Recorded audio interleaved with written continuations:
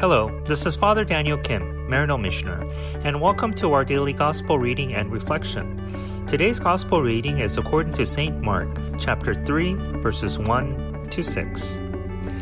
Jesus entered the synagogue, and there was a man there who had a withered hand. They watched Jesus closely to see if he would cure him on the Sabbath, so that they might accuse him. He said to the man with the withered hand, "Come up here before us."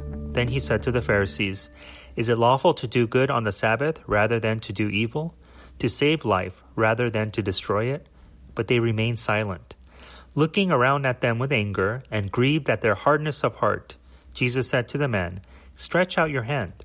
He stretched it out, and his hand was restored. The Pharisees went out and immediately took counsel with the Herodians against him to put him to death. The Gospel of the Lord. Praise to you, O Lord Jesus Christ. As human beings, rituals are an integral part to our existence and provides rhythm, balance, and meaning to our experiences. However, like many if not all things in life, in excess it can make our lives too mechanical and obsessive, leading to dehumanizing stress and myopic ways of experiencing life, the opposite intended purpose of ritual. Similar to Jesus' comment about the Sabbath in the Gospels, that is, Sabbath was made for human beings and not human beings for the Sabbath. As such, rituals are there in service to people and not the other way around. A good test to see if an observance is beneficial or not is whether or not we see it as something that makes us seem more valuable or worthy than the person next to us. In other words, if it breeds a holier-than-thou attitude, then something is certainly amiss.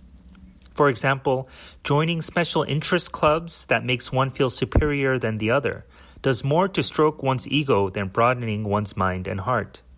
And having our egos inflated might give the illusion of purpose and belonging, but this is only a time bomb waiting to go off, and sooner or later we will need to face reality.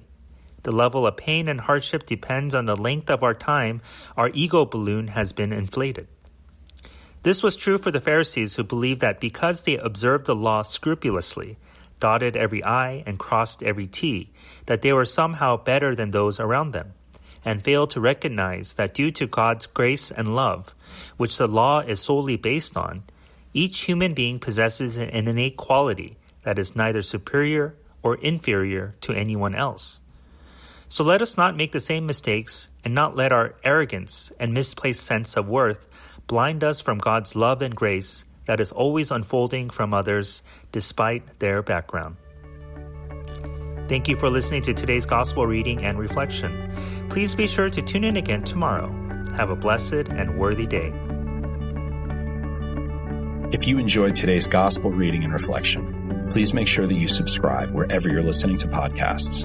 Also, if you know somebody who may find value in today's reading, please make sure that you share it with them. To learn more about how you can support the work that Maryknoll does around the world, please visit us at maryknollsociety.org. And if you're interested in subscribing to our online magazine, please feel free to visit us at maryknollmagazine.org. Thank you once again for spending your time with us today, and God bless.